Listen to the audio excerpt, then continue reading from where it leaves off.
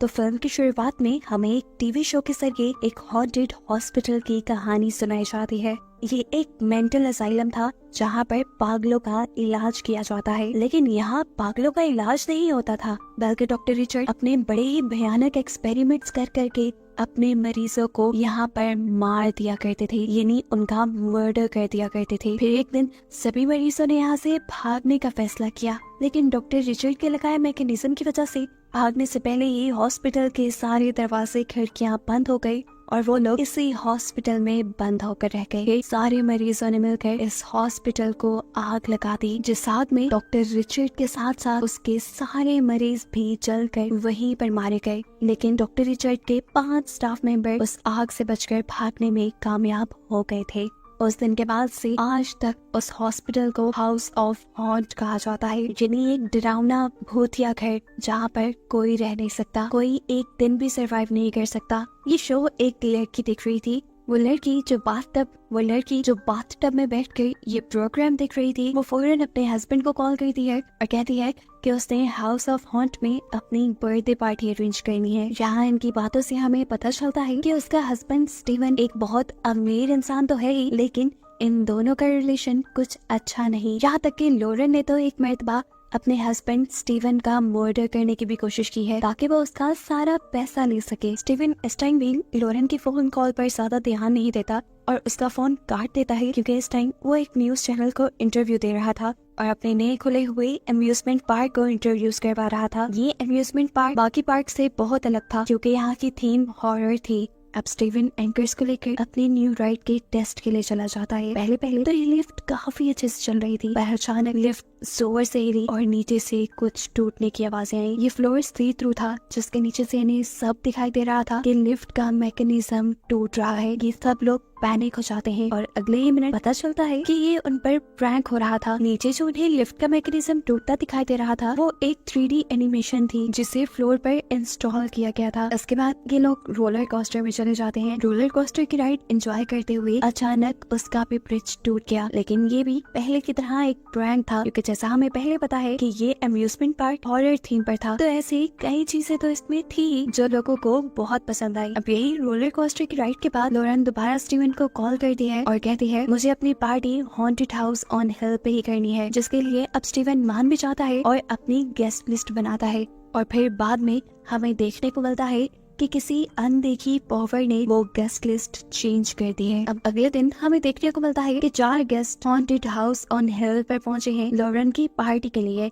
लेकिन ये वो गेस्ट नहीं थे जो लॉरेन या उसके हस्बैंड ने बुलाए थे। उनको मैसेज में मिला था कि जो कोई भी अगली सुबह होने तक यहाँ पर सरवाइव कर जाएगा उसे 1 मिलियन का चेक भी मिलेगा स्टीवन की तरफ से। ये चारों यहाँ पर आके एक वॉटसन नामी आदमी से मिलते हैं जो इस जगह का ऑनर था। ये सभी उससे एक ही सवाल करते हैं कि स्टीवन ने उन्हें यहाँ क्यों बुलाया है, हालांकि स्टीवन के बारे में तो वो कुछ भी नहीं जानते। इस चीज के लिए तो वॉटसन खुद भी हैरान था। खैर वो इन सबको घर के अंदर लेकर जाता है। अंदर जाते ही सबसे पहली चीज ये लोग ग्लास विंडो नोटिस करते हैं, जिसके अंदर अजीबोगरीब डरावनी शक्लें बनी हुई थी। खैर अब लॉरेन और स्टीवन भी यहाँ आ जाते हैं और लॉरेन आते ही इन सबसे पूछते हैं तुम लोग कौन हो और हमारे गेस्ट कहाँ हैं। ये उसके पूछते ही ऊपर बना हुआ ग्लास डोर टूट जाता है और इससे पहले कि वो लॉरेन के ऊपर गिर जाता, यहाँ पर एडी जंप करते हुए उसे बचा लेता है। इस हादसे के बाद वॉटसन इन्हें इस घर का मालिक इन्हें ये भी बताता है कि इस घर को रेनोवेट करते हुए उसके फादर और ग्रैंडफादर दोनों ही मारे गए। ये सुनकर हंसते हुए स्टीवन कहता है चलो फिर ये तो पक्का है कि अगली मौत यहाँ पे लॉरेन की ही है। यहाँ पर स्टीवन और लॉरेन की बहस से बचते हुए वॉटसन इन्हें यहाँ का ऑनर स्टीवन से कहता है जो भी है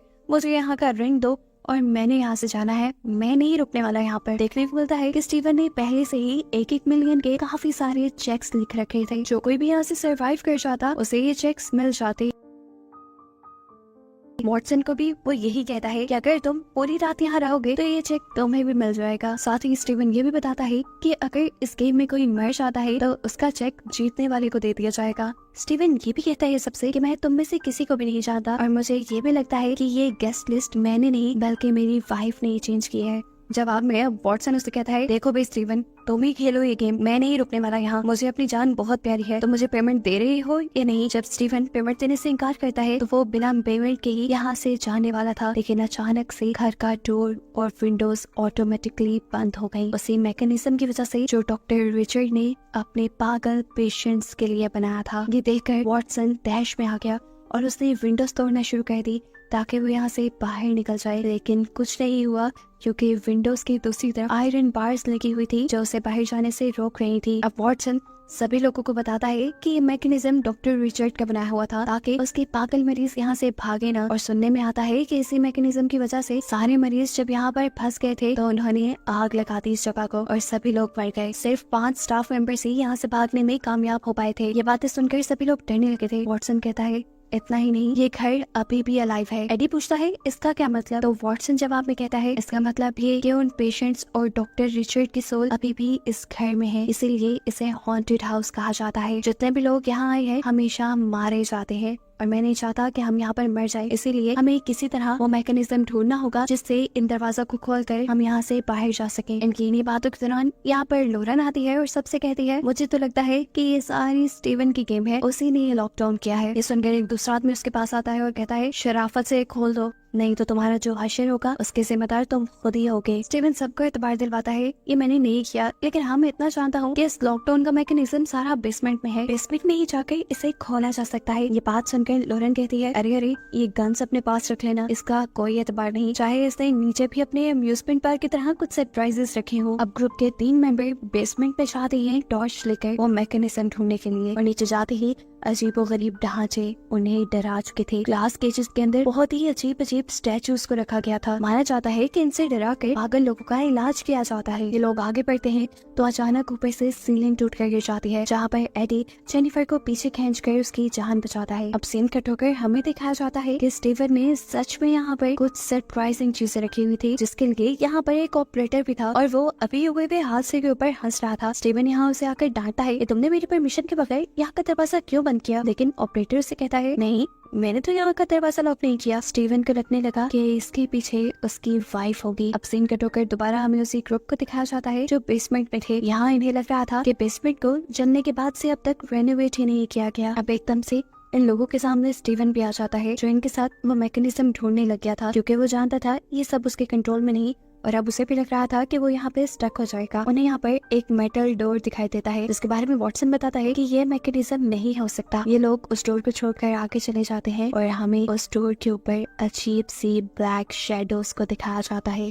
ये लोग अब ऐसे रूम में पहुंचते हैं जहाँ पर इलेक्ट्रिक शॉक देकर मरीजों का इलाज किया जाता था। अब यहाँ तक पहुँचने के बाद ये ग्रुप आपस में डिवाइड हो जाता है। जेनिफर कुछ लाइट्स ऑन करती है और ये देखकर एडी हैरान हो जाता है कि उसे इस जगह के बारे में कैसे पता है। वो उससे पूछता है, कौन हो तुम, सच बताओ। तब वो उसे बताती है कि मेरा नाम जेनिफर है और मुझे यहाँ इन्वाइट नहीं किया गया, बल्कि मैं तो यहाँ इन्वाइटेड होने का सिर्फ नाटक कर रही हूँ और ये करने के लिए मुझे स्टीवन ने पैसे दिए हैं। ये बताते हुए जैसे ही वो पीछे मुड़ी तो हैरान के देखकर कि एडी पीछे से गायब हो चुका था। उसने इधर उधर मुड़कर देखा तो उसे अचानक अपने पीछे के अटैक से कोई भागता हुआ दिखाई दिया। वो वहाँ पर गई लेकिन वहाँ भी कोई नहीं था। फिर सामने उसे देखने को मिला कि एडी ने खून से भरे एक टब के अंदर जंप कर दी है। ये देखकर वो बुरी तरह डर गई और वहाँ जाकर एडी को उस टब से निकालने की कोशिश में लग गई, लेकिन तभी सरप्राइजिंगली एडी ठीक ठाक उसके सामने खड़ा था, ऐसे जैसे उसे ना कुछ हुआ हो, बल्कि उल्टा वो तो हैरानी से जेनिफर को देख रहा था कि उसे हो क्या गया है, वो कर क्या रही है।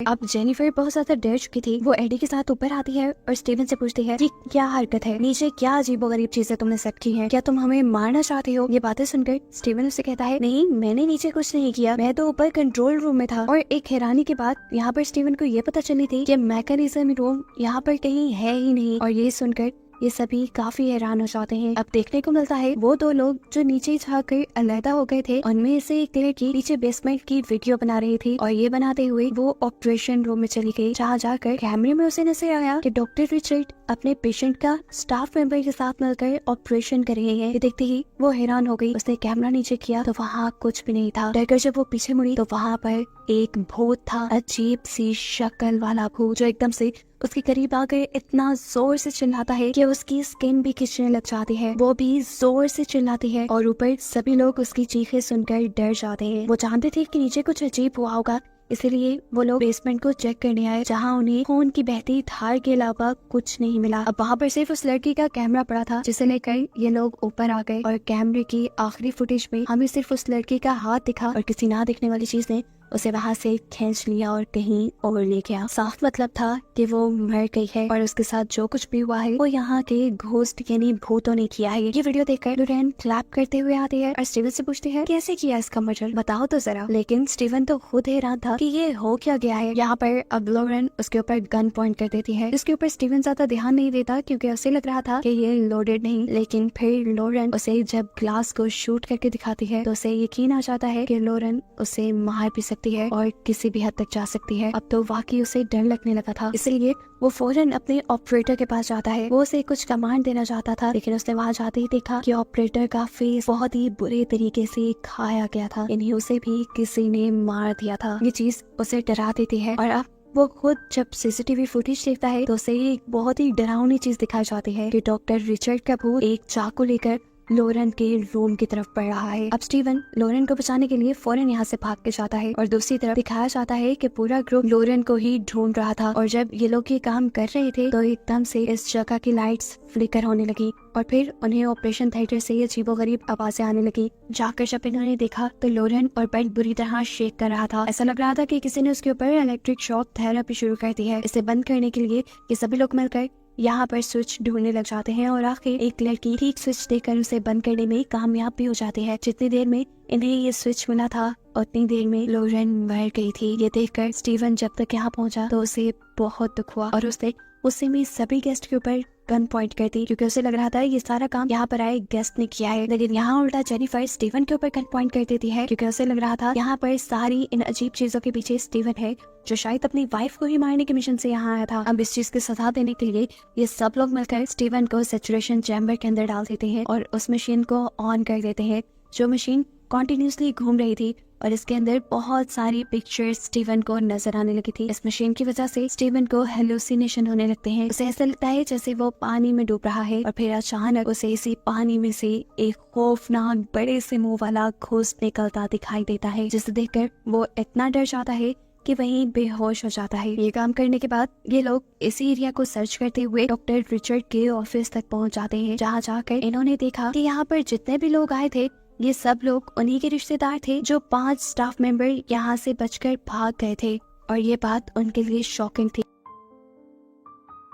ये जानने के बाद वॉटसन उन्हें बताता है कि इसका मतलब है कि गेस्ट लिस्ट ना तो लॉरेन ने चेंज की है और ना स्टीवन ने, वो दोनों सच बोल रहे हैं। गेस्ट लिस्ट यहाँ की ही किसी पॉवर ने चेंज की है। कि स्टाफ मेंबर 5 थे लेकिन यहाँ पर 6 लोग थे और इन्हें पता चलता है कि डोनाल्ड इनमें से वो इंसान है जो किसी से ताल्लुक नहीं रखता, यानी डोनाल्ड को किसी ने खुद यहाँ पर बुलाया था। सीन कट होता है और हम डोनाल्ड को लॉरेन के पास देखते हैं, जो लॉरेन की डेड बॉडी को किस करता है और एकदम से देखने को मिलता है कि लॉरेन की डेड बॉडी भी किसी अजीब से झटके से जाग गई, वो जिंदा हो गई और उसने उठकर दोबारा डोनाल्ड को भी किस की। और यहाँ हमें सबसे बड़ा ट्विस्ट ये रिवील होता है कि इधर जितना कुछ भी हो रहा था ये सारा कुछ लॉरेन और उसका ये बॉयफ्रेंड डोनाल्ड कर रहे थे। वो सभी लोगों को डरा रहे थे ताकि सभी लोग डर कर स्टीवन को ब्लेम करें और स्टीवन को सजा दें ऐसी कि वो मर जाए और स्टीवन के मरने के बाद सारी प्रॉपर्टी उसकी हो जाए, जिसे वो डोनाल्ड के साथ मिलकर एंजॉय करे। लेकिन यहाँ पर आके ये लोग एक बात में कंफ्यूज हो गए थे कि सब कुछ तो उनके प्लान के मुताबिक हुआ था, लेकिन उस लड़की की मौत वो उनके प्लान में नहीं थी,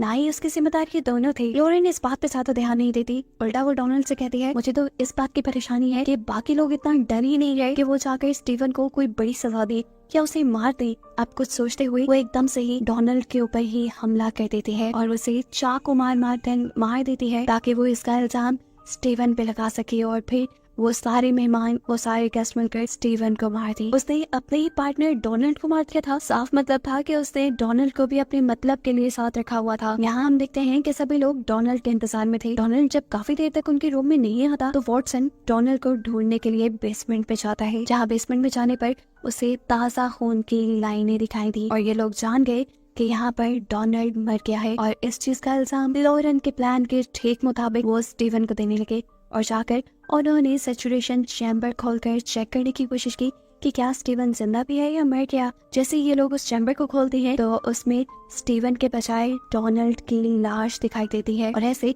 ये बात इन्हें कंफर्म हो जाती है कि मर्डर स्टीवन ने ही किया है। हालांकि हमें फ्लैशबैक में दिखाया जाता है कि लोरेन ने खुद स्टीवन की बॉडी को वहां से निकाल कर डोनाल्ड की बॉडी को उस चैम्बर के अंदर रखा था। अब यहाँ पर एक लड़की को कुछ अजीब सी आवाज आती है। गन लेकर वो जैसे ही चेक करने गई तो एकदम से स्टीवन उसके सामने आ गया, जिसके हाथ खून से भरे हुए थे। उसे देखकर वो लड़की डर गई और स्टीवन ने उसे बताने की कोशिश की, अरे नहीं, मैंने डोनाल्ड को नहीं मारा, मुझे तो जब होश आया तो मैं यहाँ जमीन पे पड़ा था। वो लड़की स्टीवन से इतना ज्यादा डरी हुई थी कि अब उसे स्टीवन की बातों पर यकीन नहीं था।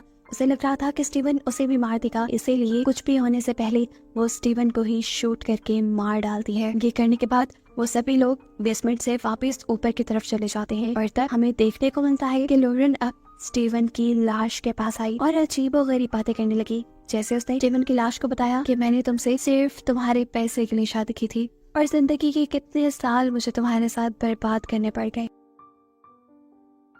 ये सारी बातें सुनने के बाद एकदम से स्टीवन जिंदा होकर उसका गला पकड़ लेता है। वो इतने गुस्से में था कि उसने लोरेन का सर उठाकर एक दीवार में पटक दिया और फिर दोबारा उसे मारने लगा। यहाँ पर वो लोरेन को बहुत मारता है और फिर उसे दिखाता है कि उसने बुलेट प्रूफ जैकेट पहनी हुई थी, जिसकी वजह से वो मरा नहीं। इस सारे खेल की वजह से उसे लोरेन की हकीकत तो पता चल गई। गुस्से में अब स्टीवन उसे उठाकर उस मेटल डोर के ऊपर मारता है, जिसकी दूसरी तरफ कोई ओपनिंग नहीं थी। हैरानकुन तौर पे हमने देखा कि वो मेटल डोर टूट गया और लोरेन उसके अंदर चली गई। ये एक इंतहाई डरावना कमरा था जहाँ पर उसे एक के बाद एक ब्लैक शेडोज नजर आने लगे। यहाँ लोरेन जैसे ही खड़ी होती है तो उसे पीछे दीवार की तरफ कोई अजीब सी चीज खींच लेती है और ये देखकर स्टीवन शॉक रह जाता है, क्योंकि ये सब उसके प्लान का पार्ट नहीं था। डरकर स्टीवन यहाँ से भागने के लिए एक दूसरा दरवाजा खोलता है तो उसे अंदर मरी हुई लड़की के बॉडी पार्ट्स दिखाई देते हैं, जो देखकर वो डर गया। वो यहाँ से भागना चाहता था, लेकिन तभी लोरेन यानी उसकी बॉडी का शेडो उसके सामने आ गया, जो उसे डराने लगा था। इससे डरकर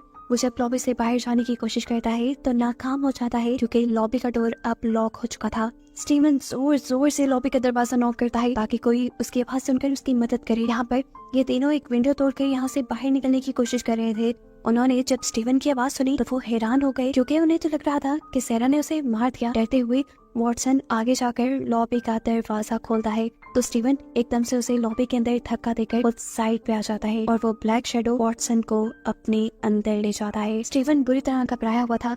उसने यहाँ आकर एडी और सेरा से कहा, जितना जल्दी हो सके यहाँ से भाग जाओ, क्योंकि ये जगह ठीक नहीं, ये जगह हॉरर है, यहाँ पर सच में कुछ पावर्स हैं जो तुम्हें यहाँ रहने नहीं देंगी। इन दोनों को स्टीव की बातों पे यकीन नहीं हो रहा था, लेकिन फिर एकदम से इनके सामने भी वो ब्लैक शेडो आ गया, जो आते ही खत्म भी हो गया और फिर दोबारा वो शेडो बम की तरह फटने लगा। ये लोग इन सब चीजों से बचने के लिए वहाँ से भागने लग जाते हैं। हमें दिखाया जाता है कि स्टीव अब भागकर एटिक में जाता है और वहाँ जाकर एक लीवर दबाता है, जिससे यहाँ का दरवाजा खुलने लगा था। ये खुलते देखकर उसने फौरन से चिल्लाकर सेरा और एडी को इस जगह से भागने को कहा, लेकिन तभी पीछे से उन दोनों को शेडोज दिखाई देने लगे, जो उनको यहाँ रोकने की कोशिश कर रहे थे। इससे पहले कि ये शेडो सेरा को यहाँ पर रोक लेता, ठीक वक्त पर स्टीव यहाँ आकर उसकी जान बचाता है और उसे धक्का देकर इस बिल्डिंग से बाहर कर देता है और ये शेडोज स्टीव को ही अपने अंदर ले लेते हैं। जैसे ही शेडोज ने स्टीव को छोड़ा तो वो एक ममीफाइड बॉडी बन चुकी थी, यानी एक मिट्टी की बॉडी बन चुकी थी,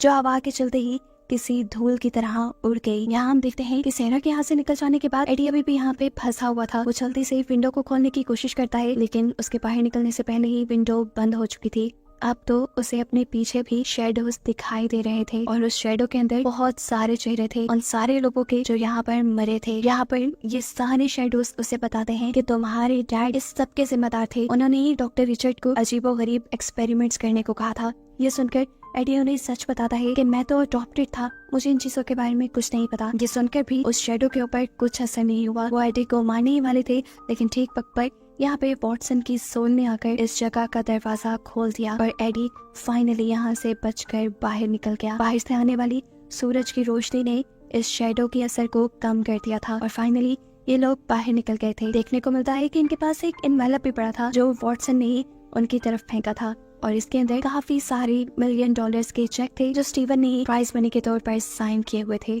इसी वजह से ये लोग अब खुश थे। एक तो इनकी जान बच गई थी और दूसरा इनकी जिंदगी बेसान हो गई थी और बस इन्हें ही दिखाते हुए ये कहानी यहाँ खत्म हो जाती है।